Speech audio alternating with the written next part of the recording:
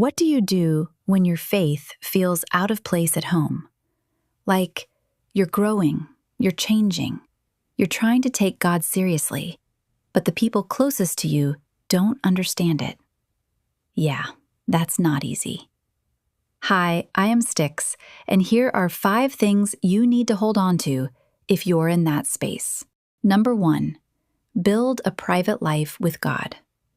And I don't mean something loud or performative. I mean something real, something that exists even if nobody sees it. Because here's something people don't tell you. The strength you show in public is built in private. Those quiet prayers, those moments you choose God over comfort, those little decisions nobody claps for, that's what builds you. So don't wait for the perfect environment. Start where you are, even if it's just you and your thoughts.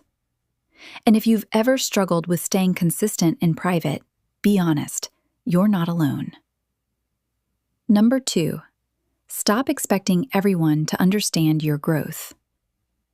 This one is hard because deep down, you want your family to get it. You want them to support you. You want them to see what you're becoming. But sometimes they won't. And that doesn't mean you're wrong. It just means you're growing in a direction they haven't seen before. Not everybody is called to understand your journey. Some people will only understand you later. So instead of getting frustrated, learn to stay grounded. Number 3, learn how to stand without becoming disrespectful. This is where a lot of people get it wrong. Standing firm doesn't mean becoming harsh. It doesn't mean arguing all the time. It doesn't mean trying to prove a point. There's a quiet strength in knowing what you believe without needing to force it on everyone else.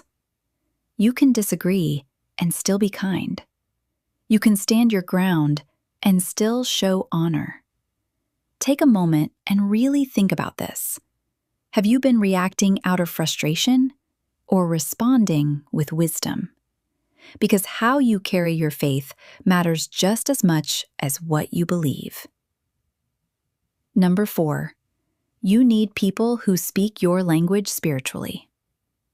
Listen, you can't grow alone. If the environment at home isn't feeding your faith, you need to find a space that does. That could be a small group, a church, a mentor, even one solid friend who takes God seriously. Because here's the truth. Isolation weakens conviction, but the right environment strengthens it. And no, this isn't about replacing your family.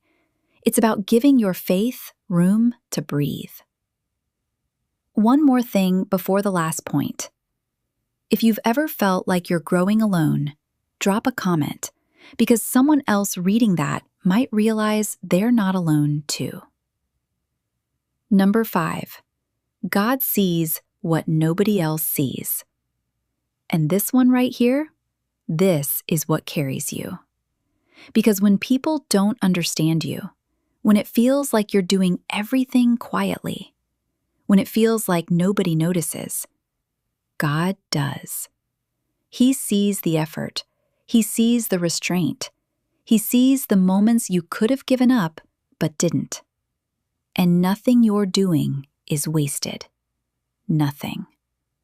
Sometimes the hardest seasons are the ones where you're being built quietly.